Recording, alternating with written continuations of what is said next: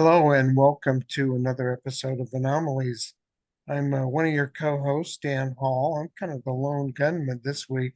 We've all, Dave Jinks and Glenn Farrell, they've all had health issues. I've got COVID, so it's a good thing we're doing this via Zoom so I don't have to expose my guests to anything. I'm really happy to welcome our guest tonight. One of the things that have always interested me is I'm a Halloween kind of guy. That's my favorite holiday. I was born in October. I'm born on the 5th of October. I should be have been born at the end of the month because it's a holiday I really enjoy. And so Lisa Morton is our guest tonight, and I'm so happy that she's here. She's a kindred spirit when it comes to Halloween, so I'm very appreciative of her being here. And I'll try not to cough. If I have to cough, I'll mute myself. So, Lisa, thanks for being on our show. Oh, thanks for having me, Dan. And I'm so sorry that you're ill, but hey, hopefully Well, it's fun anyways, and maybe brighten your life up a little bit. this will be therapeutic. Excellent. This will be therapeutic. So, where to start? Well, first of all, you're a writer, and you write about things that would be topics on our show. Tell me what drew you to become a writer, and then we'll kind of talk about what you write about. Well, I always wrote stuff. I've been writing things ever since I was little. I had my first poem published at the age of 5. Cool. Um, but it was one movie that I saw when I was 15 that made me say, "Oh, I want to go be a writer." And that movie was The Exorcist, which I Oh saw my gosh. in a crowded theater during its original release at the beginning of 1974, and that thing just changed my life. I went into that theater wanting to be an anthropologist, and I came out wanting to be a screenwriter. And all of my school counselors were utterly horrified because they were all convinced I was going to be some great anthropologist. And when I said, no, I want to go into film and screenwriting, and they were all just, no, no, no. But it didn't stop me. Now, it's interesting that you would mention The Exorcist. I have The Exorcist. I never watch it because I'm too chicken to watch it. It's still powerful after all these years. So what was there about? Let's focus on The Exorcist for a second. So what was there about that movie that gripped you? Well, it was the impact it had on the audience. And it's hard to explain to people in 2023 who weren't there Right. because there has not been anything even close to that since. I mean, the impact that thing had on a full theater of people was crazy. People were running out and screaming and passing out and vomiting and I mean, you would see people. I remember going to a little diner near our house not long after we saw it, and we had this waitress who looked really sick, and we were worried about her. And at one point, my mom said, "Are you okay?" And she said, "Oh, I'm sorry. I haven't slept since I saw that movie." Oh And my gosh, this movie was a cultural phenomenon, it and was. when I saw that what a work of art could do to a group of people like that, that was what I wanted to do. I wanted to have that kind of impact on people. And I did pursue screenwriting for the first like 10 years of my writing life. And it wasn't until I had like a tiny bit of success in that area that I said, no, this is not for me. Um, I had a half a dozen or so movies made that I'm not very proud of, and so I wanted to get into something that I could say, "Yes, my name's on that. I really wrote that. I'm not embarrassed by it." And so it was like in the 90s that I really segued much more into fiction and nonfiction writing. Do you want to go down that route of telling us about some of your screenplays? It sounds like that wasn't the epitome of your career, but what did you write screenplays about?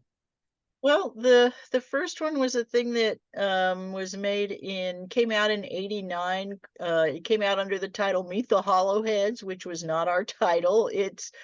got a minor cult reputation now.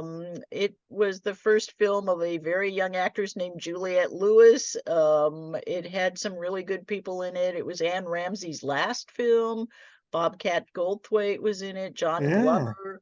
And it was an interesting film to make, and it's actually probably the film I am least embarrassed by. There's still a lot of that film I like a great deal. But then I went on to write a bunch that have titles like Blood Angels and Blue Demon and The Glass Trap. And they're the kind of movies that show like on the Sci-Fi Channel at 4 in the morning, and they're awful. They bear no resemblance to anything I wrote quite often, or maybe like 10%. And then but there's your name on them, and so I mean, even my mom at one point was teasing me about, well, your name's all over that. What do you mean you couldn't make it better? That kind of thing. So, yeah, they're just, and the money is great. I won't lie about that, but I would prefer to have my name on things that I'm actually proud of. so and maybe just a point of clarification. So what's the difference in writing a screenplay versus writing a work of fiction? Well, I guess that is a work of fiction, but a novel or your book on Halloween. What would be the difference between those two things? Well, of course, the main difference immediately is format. When you write a screenplay, you have to use special software.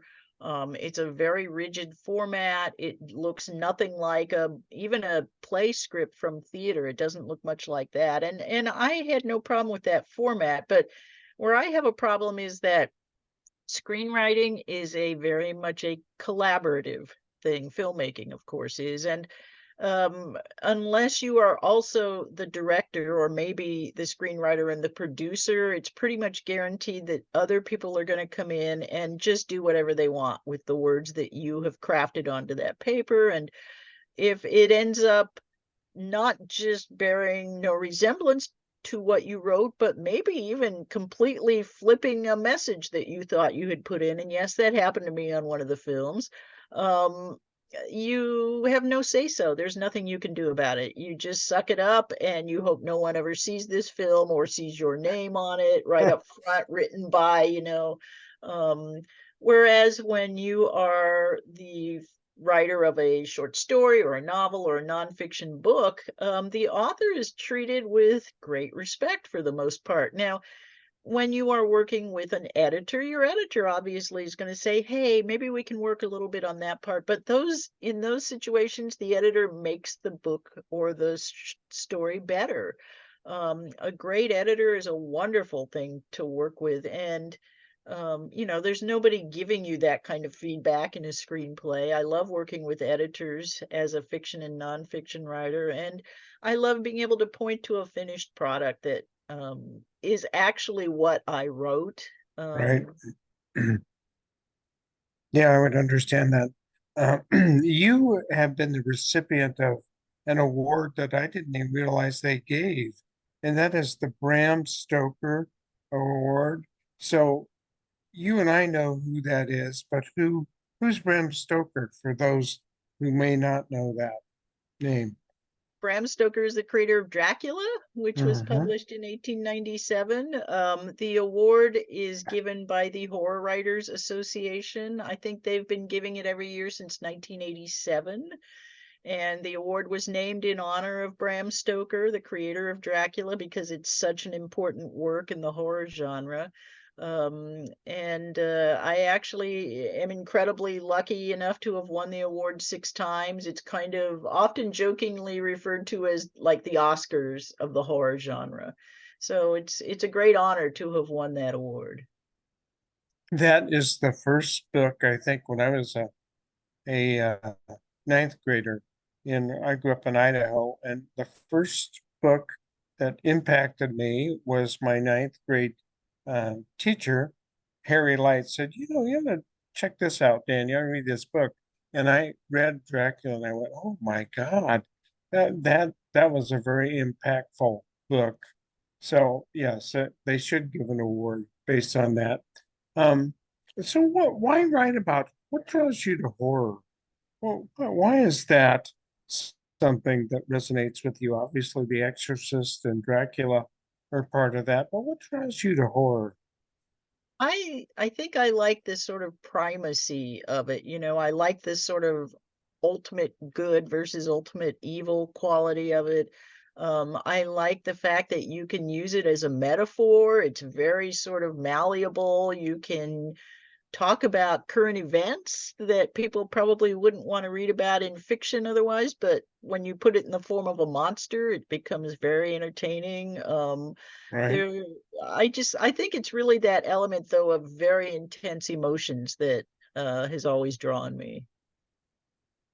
What's your favorite? Do you have a favorite horror novel? Are you a Stephen King kind of person, or do you have a favorite movie? Well, The Exorcist, by the way, is maybe the favorite movie, but what would you say about that?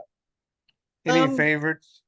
I actually prefer short stories to novels when it comes to horror, and it's also my favorite form to write in.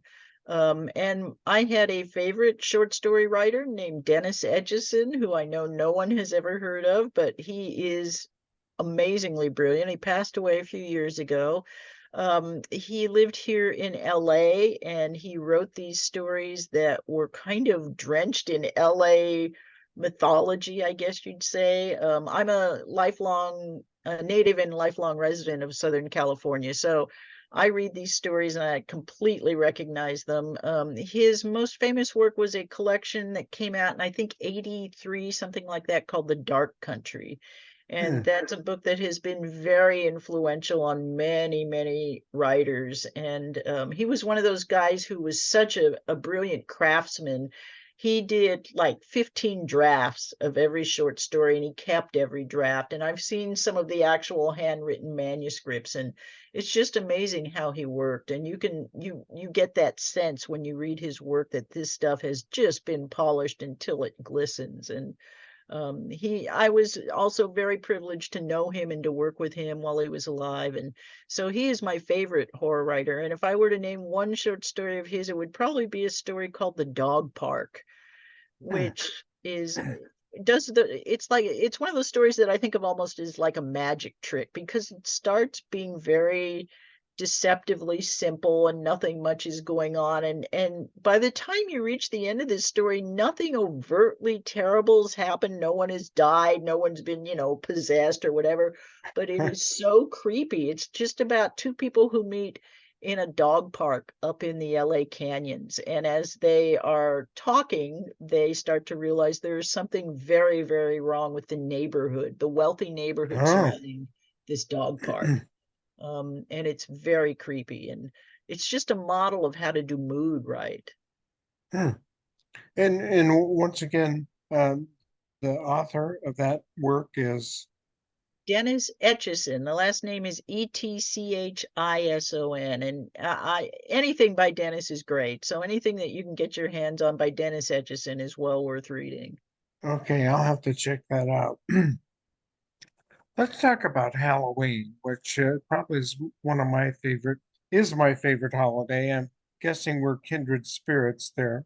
Oh So yes. what could you tell our audience about the origins of this holiday, which is going to be upon us in a couple of days here? I always start by calling Halloween the most misunderstood holiday.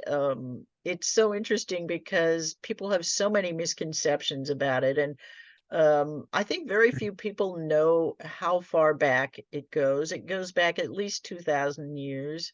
It goes back to an ancient Celtic celebration called Samhain. Samhain, I've been to a Samhain ceremony. Yeah, I Oh, can see that. nice. I can Very see that. cool. Yeah. Samhain was the Celtic New Year's celebration. It was held probably at exactly the midpoint between the fall equinox and the winter solstice, which would technically be November 4th or 5th. But my suspicion is that the changes over the centuries into the calendar probably caused the church to get the date a little wrong and move it to November 1st instead of the 4th or 5th. Because what happened was the Catholic missionaries came in to convert the Celts. And when they saw this Samhain, which was a much beloved and cherished ritual and celebration within the Celts that they celebrated with a 3-day feast, they had a doctrine of not trying to stamp these things out, but of co-opting them. So they moved the date of their saint celebration from May 13th to November 1st. And Samhain is we don't know a lot about it because the Celts didn't leave any histories of their own, but those missionaries copied down things that they heard. And so we know that Samhain was a very creepy time for the Celts. They told tons of weird ghost stories and stories about these evil creatures called the Sidhe that they believed lived in an other world and could cross over only on Samhain. So to me, that's obviously where Halloween gets its whole macabre and creepy side from, because I don't see anything creepy about a bunch of saints. So Yeah. Well, there could be some creepy aspects to that. I'm recalling the Wiccan Samhain ceremony that I went to, and the thing that really impressed me the most was the reverence for ancestry and how important it was. Because as I went into this hall where the ceremony was at, I had to state my lineage, and I thought that was pretty impressive. And then the altars that were in there were pictures of animals, and I'm a big kind of animal person. And then there was also this reverence for Mother Earth. And I grew up in Idaho as a Mormon, and that was so far removed from this that it really kind of stuck with me. So I don't want to get into my religious beliefs here, but so Samhain's probably the origins of the holiday then. I think so. There are a few scholars out there who actually think it's completely All Saints Day and is completely Catholic in how it came down to us. But I don't, like I said, I just don't see the macabre side to the saints. Uh-huh. Even after the Catholic Church added All Souls Day onto November 2nd, again, I see that as an attempt to co-opt Samhain because Co-op. they did that a few centuries after All Saints Day. So it's like, uh-oh, this didn't work. We need to come in with something else. And by the way, All Souls Day is where that reverence for the ancestors really comes from because All Uh-huh. Souls Day took on that characteristic more than All Saints Day. Interesting. So I think about my childhood and what Halloween was like and what it has become.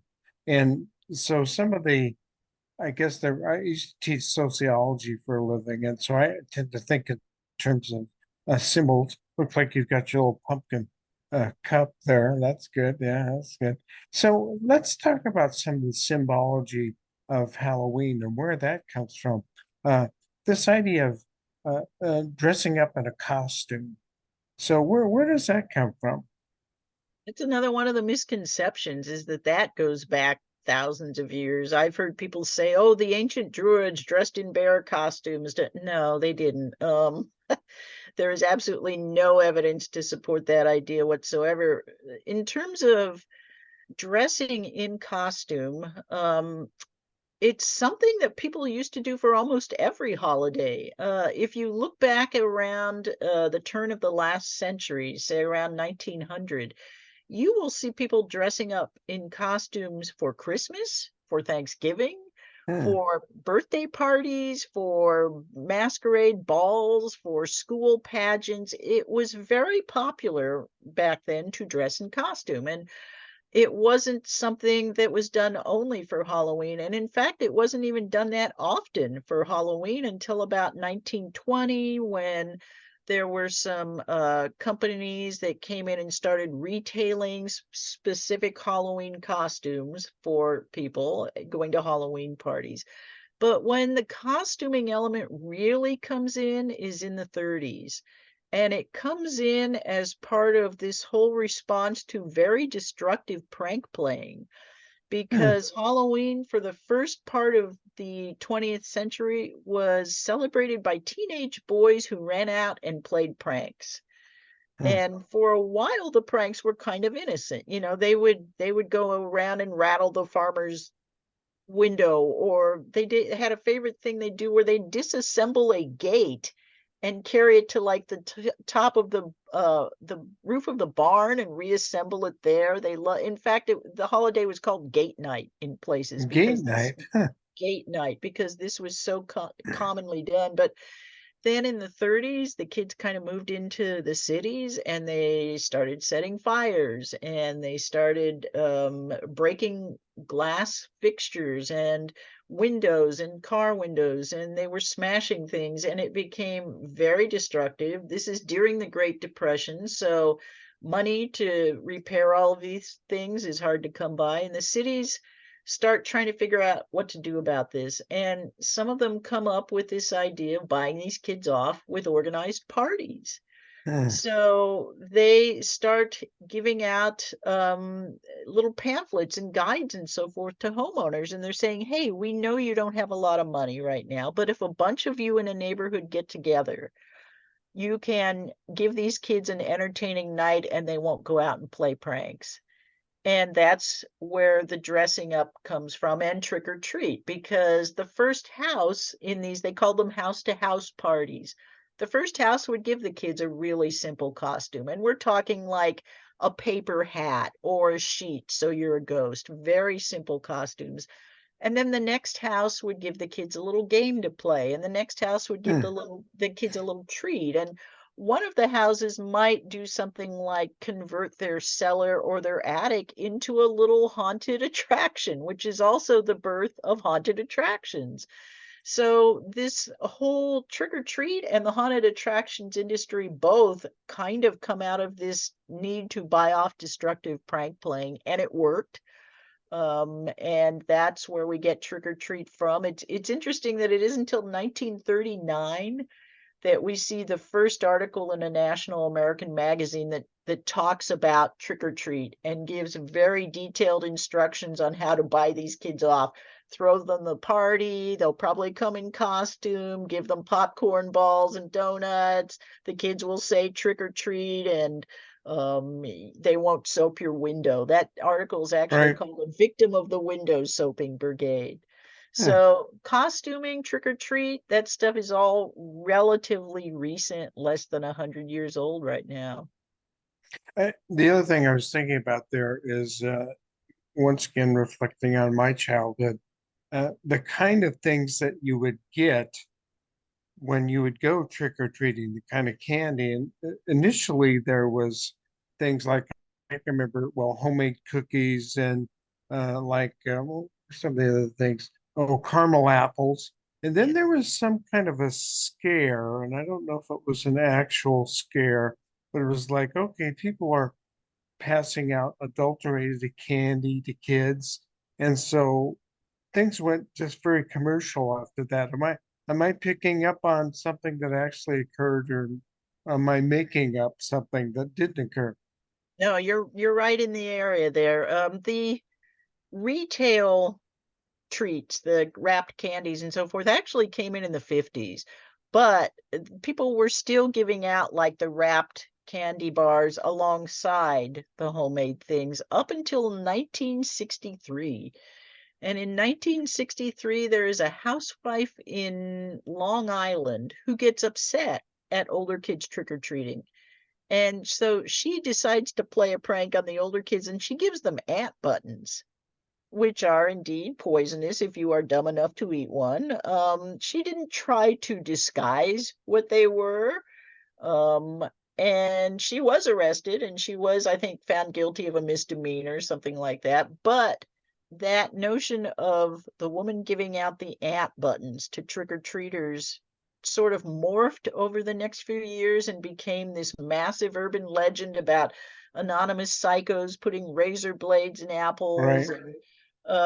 and that kind of is the first of those incidents. And then in 72, is it? There is a gentleman in Texas who kills his own son with a cyanide-laced pixie stick and tries to pass it Really? off.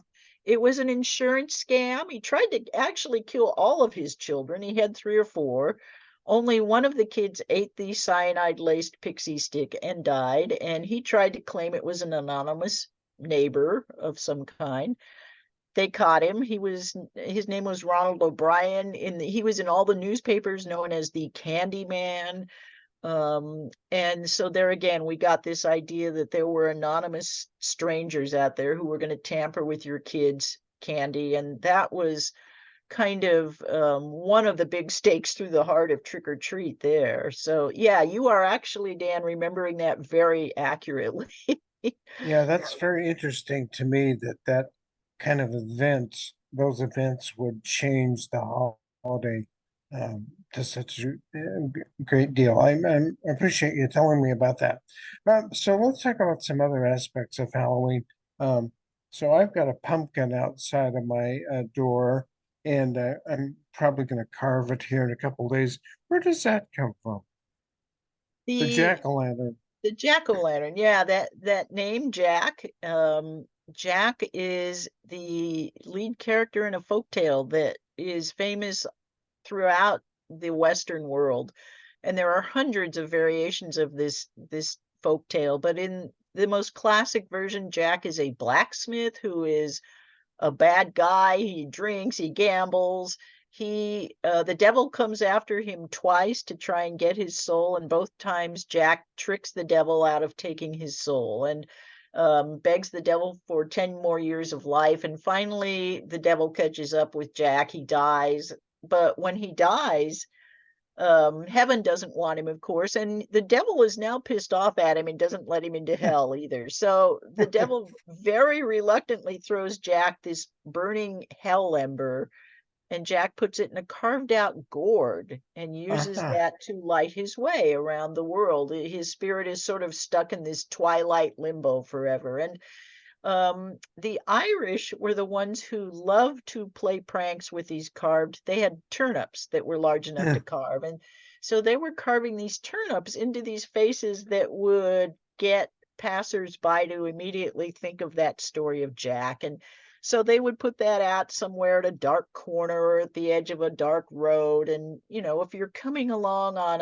a late at night on Halloween and you come across this thing suddenly, it was probably going to give you a little start. And so when the Irish came to America in the 1840s, mainly escaping famine, they brought that tradition with them. And of course, as soon as they saw these gorgeous orange pumpkins, which are native to the New World, that replaced the turnip. And it's interesting that even with all of that, it took that symbol a while to become the sort of king of Halloween symbols. It was spurred on by the short story The Legend of Sleepy Hollow, Oh, which yes. came out in 1820. And but it isn't until about 1900 really that we see the jack-o'-lantern firmly in place. I have an interesting book that's an 1897 party guide to Halloween that suggests carving jack-o'-lanterns out of things like cucumbers and apples.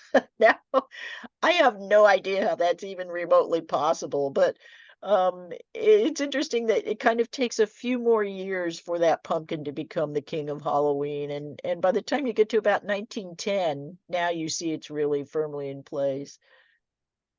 Well, that's fascinating. What are other traditions and I'm probably just not remembering some of the costumes, the carving, the puppet. What other traditions are there that we could talk about historically concerning Halloween? Well, I always talk about the big three icons are the jack-o'-lantern, the witch, and the black cat. And the witch has a really strange relationship to Halloween history. If you go back through the trial records of all of the witch trials that took Like the place. Salem witch trials or Yeah, the exactly. witch Yeah. trials in Europe. The ones mainly in Europe, you don't find Halloween or All Saints' Day mentioned along with witches until the late 16th century. And what happened then was the first time you see those two really linked together is in these Scottish trials called the North Berwick witch trials. And the person who was kind of overseeing those was King James. And this is the same King James, who created one of the modern Bibles that was the standard for centuries. King James was obsessed with witches. He wrote a book Hmm. called Demonology. He was also at this time anxious to separate himself from the Church of England, from the Catholic Church. And so it's interesting that this is the first time that you see witches who are giving confessions, which of course were coerced out of them with horrible torture, saying we held our Sabbaths on All Saints' Eve or All Hallows' Eve. And I suspect that was a convenient way for James to kill two birds with one stone, because he did not want these Catholic celebrations in his country anymore, and he didn't like witches. So from that point on, then you start to see witches very often associated with Halloween. And it's interesting that when you get to visual depictions of them in the early 20th century, and I'm thinking mainly of postcards, because there were thousands of absolutely gorgeous postcards done for Halloween from like 1910 to 1920. The witches are always shown dressed in red. Red, Um, huh? they always have just pale skin. They don't have green skin. They're not dressed in a black robe. And I think that whole image of the witch comes from The Wizard of Oz. Well, I was gonna say Margaret Hamilton. There you Yep, go. you nailed it. Yeah, That's just it. yeah, wow. Um, so what about the black cat? How does that figure in modern Halloween lore? Well, of course, cats were associated with witches, Familiars, yeah. familiars. In real life, if you figure that witches were just probably elderly women who lived alone, they often had cats as companions. So cats were often thought to be the devil in personified in some form. There was a tradition among Scottish boys that they thought their cats got nervous on Halloween night because they were transforming into the devil to go out and be with these witches and so forth. Um, and then again, we get another story that helps to sort of solidify the black cat in regards to Halloween. And of course, it's The Black Cat by Edgar Allan Poe. And it's interesting that even though these stories, and for the witch, there's one too, Young Goodman Brown by Nathaniel Hawthorne. I kind of think of Yeah. those as the three classic Halloween stories. Even though none of them directly mention Halloween, um, they were read so often at Halloween gatherings after they were written that they, I think, influenced the holiday and really made those three icons into the sort of principal visual motifs of Halloween. And then one other question I get a lot is, what about the colors orange and black? Have Right? those been around for centuries? No, that again is very recent.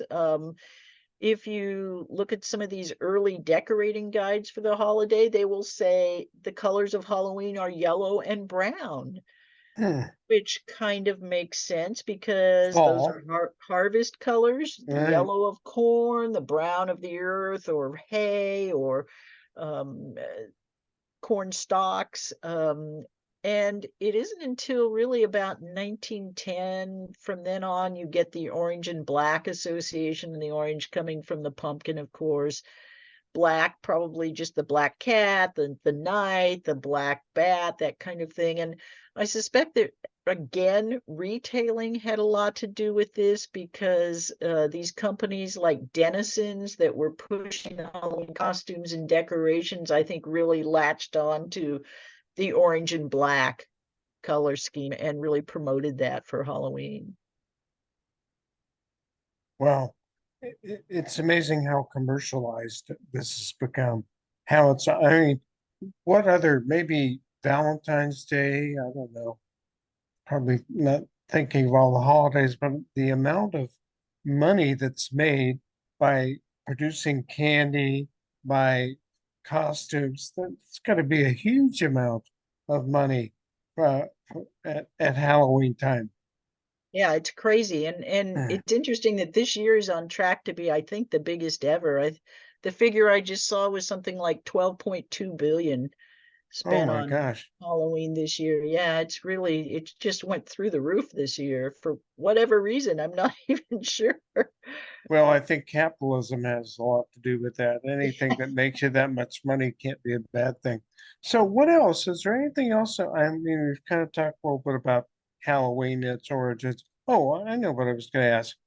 Halloween in other countries. So, is there?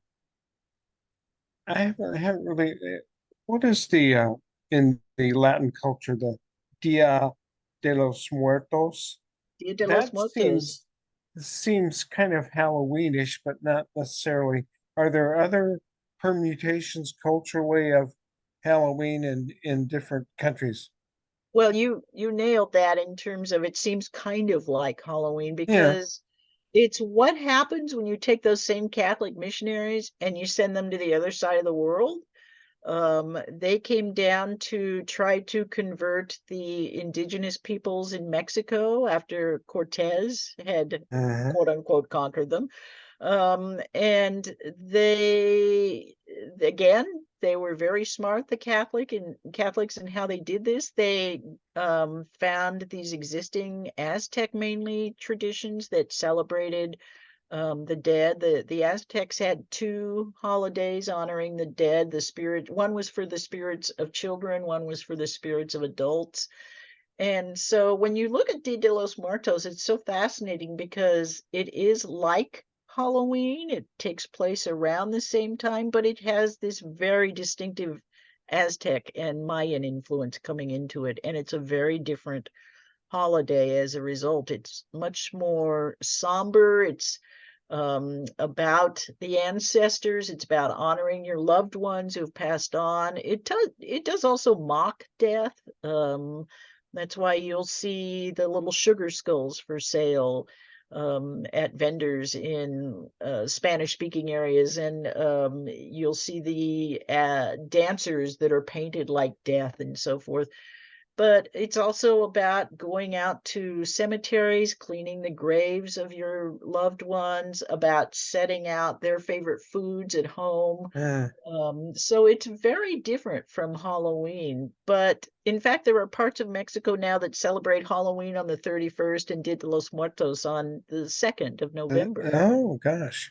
Two Hmm. very distinct celebrations, just as in Europe, there are areas that did not want to give up their All Saints' Day celebration, which is November 1st. That was the same kind of thing, going out to cemeteries, cleaning the graves. So they will do Halloween on the 31st. The next day they get up, hangover maybe from Halloween, go out to the graveyards and clean their loved ones' graves. And um, up until it's really interesting that uh, in the last when I did my first book on Halloween, which was about 20 years ago now, and it was called the Halloween Encyclopedia, there was nobody outside of an English speaking country celebrating Halloween.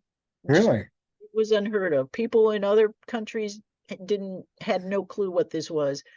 When I worked on my book Trick or Treat: A History of Halloween, just 10 years later, it had exploded in popularity all over the world in 10 years. And I think people would probably be surprised to find out why.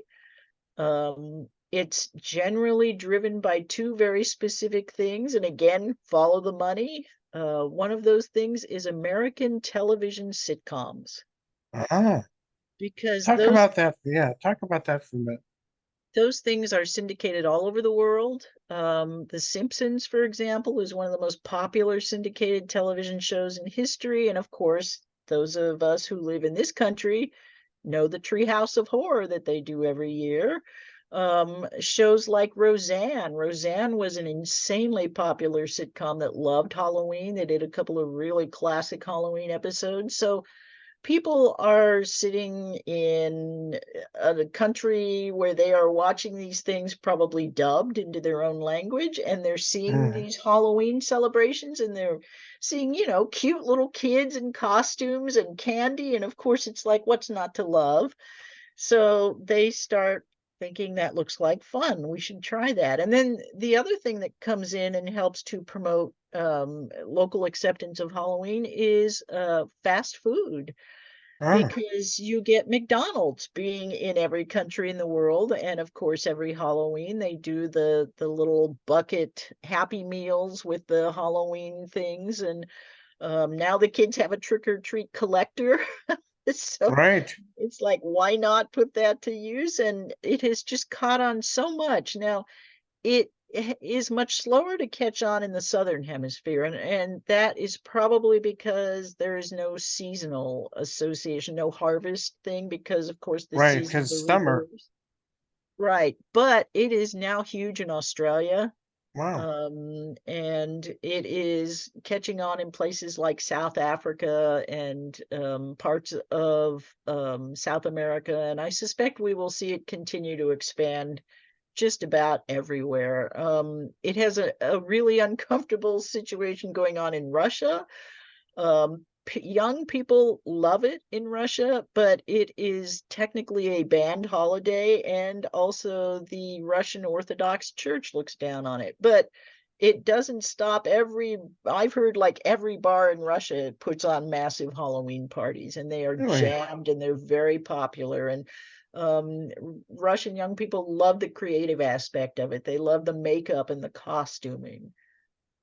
Outside of the Russian Orthodox Church, what is it about the Russian government or Russian culture that doesn't I suspect they see it as an example of like Western imperialist Western thinking. decadence or something? Yeah, Okay, yeah, right. there you go. Hmm. Sounds sounds logical. Wow, Halloween is very interesting. You've written about some other things that I want to pursue. I know you've got other things to do besides talk to me, but you wrote a book on seances. Is that correct? I did, Uh, yeah. t- Tell me what prompted that, and I want to ask you some questions about seances. Well, it was actually not my idea, truthfully. I had written a book called Ghost: A Haunted History for a wonderful publisher called Reaction Books, and an editor there came to me a few years ago and said, "Hey, I'm thinking about doing a book on the history of seances. Is that anything you might be interested in?" And I said, "Yeah, yes, absolutely. I've already done half of the research after all with the ghost book." And so I agreed to do that book. It was fascinating to write and to research. It's funny because by the time I was halfway through it, I said, this book really should not be called Calling the Spirits a History of Seances. It should be called Calling the Spirits a History of Fraud, because Yeah. Oh, yes. Okay. Right. the seance when it was born, and it has a very clear start date, which is fascinating. It's 1848, and from that moment on, it was extremely popular for about the next 40 years, and there were hundreds, thousands of mediums practically, but there were dozens who were like superstar mediums, and nearly every one of them was clearly fraudulent. And their methods of convincing people that what they were doing was real were fascinating, and sometimes incredibly smart. And um, there were some who were, I think, obviously very, very charismatic and knew how to use that, and were probably massively entertaining too, because you do get eyewitness accounts of people going to seances with some of these star mediums and coming out and saying, "I'm a skeptic. I'm not convinced, but I sure had a great time." Yeah, had a great time. Yeah, several years back, and I think they do this every year. I haven't been to it for a long time, but there was a traveling seance regarding Harry Houdini, and I went to there. It was held up in the Seattle area. I remember going to it.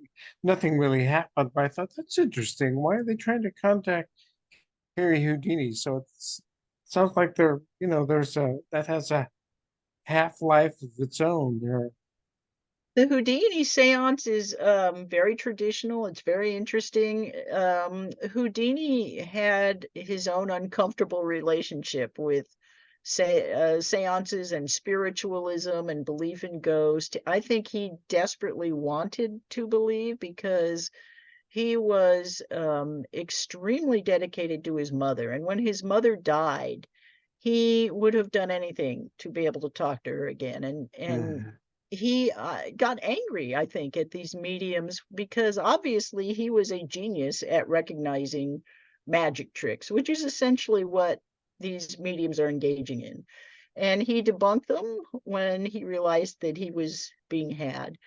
And he had a standing thing with his wife, which was that when either of them, the first to die, they had a code word and a code phrase rather, and that they would not share this code phrase with anyone else. And Houdini, of course, dies young, and he dies on October 31st. Oh, And so his wife, Bess, proceeds to hold the yearly seances on October 31st, hoping to hear that code phrase, which was Rosabelle Believe. Obviously, she never did. Um, and but the Houdini family has continued to hold the seance every October 31st. Even after Bess passed away, they still hold it. And it was interesting to me that in 2020 it went virtual. So I think anyone could pay to sign up and be part of it virtually. And I don't know if they're still doing the virtual component or not, but they are still holding the Houdini seances. hmm. Um, are you familiar with something called the skull experiment? It sounds familiar. I wonder if Y- I know it under another name.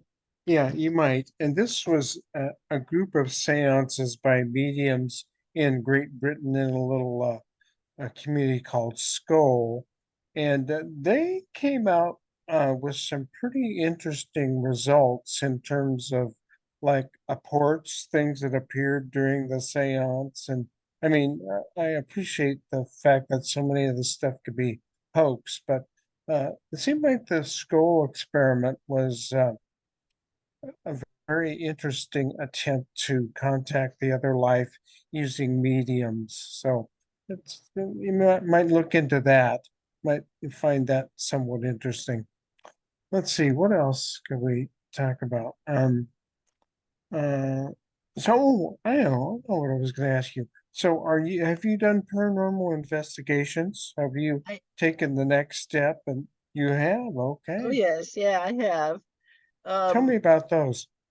I've done a couple. I've done several in very haunted locations that are famous. I did an overnight in the Stanley Hotel in Colorado. As did And yeah, I've okay. did that as well. And I did an overnight in the Queen Mary, which is not very far from me. And I actually am hoping to do another one of those quite soon. I should preface this by saying I am a skeptic, but I am not a cynical skeptic. I don't like the approach that a lot of skeptics take of just dismissing people who have had experiences as being crazy or seeking attention or whatever. I never dismiss anyone's experience because I absolutely believe people are experiencing things. And I have friends who are mediums, and I believe they are 100% genuine in what they do. They're wonderful people. I believe they have helped people, and that's incredible. But um, I use that all as a preface to say that I had something interesting happen at the Stanley. Tell me And about that. we were in, I don't know, when you did it, did you stay mainly in the main hotel or did you go to one of N- the outbuildings? I went to one of the outbuildings. It seemed like I went to. It's been a while ago, so I'm trying to remember. There was like a musical hall or something You like were in the that. I went. concert hall. Yeah. Yeah, okay. So it sounded like we were in the same spot, maybe. Indeed, yes. The concert hall is supposed to be very haunted. Haunted probably now. Most people believe it is the spirit of Young Mrs. girl, right? Stanley. Yes, Stanley built the concert hall for his wife because he had brought her out from the East Coast. She was somewhat sophisticated. She missed the social scene of Mhm. her former life, and so he built her this concert hall. By the way, for people who don't know, the Stanley is in a very isolated area of the Colorado Rockies. It's a little bit hard to get to. It's way up in the middle of nowhere. It inspired Stephen King to write The Shining. So imagine The Shining. Yes, the Stanley really is like that.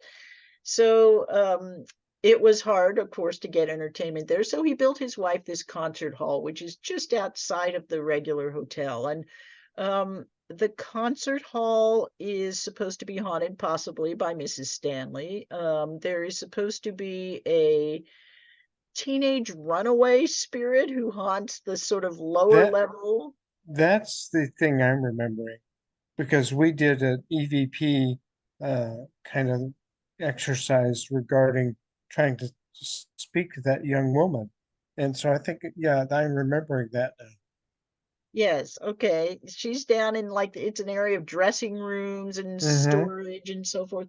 We were up in the balcony above the main theater, and it was like 3 in the morning, and it was October, and it was freezing cold, and the wind was howling outside. I mean, this was like a pretty classic, setting for something weird to happen. And we were using a device called a spirit box. And Spirit box. I'm familiar.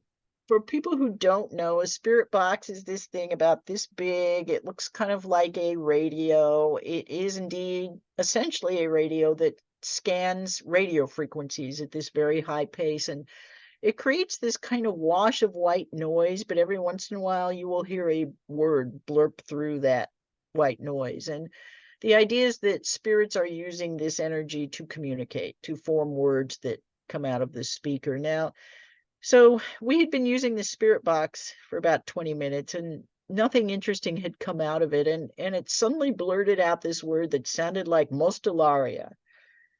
Now, at the Hmm. time I was working on my book, Ghost of Haunted History, and that shocked the hell out of me because I knew that mostalaria was the original Latin name of a play called The Haunted House.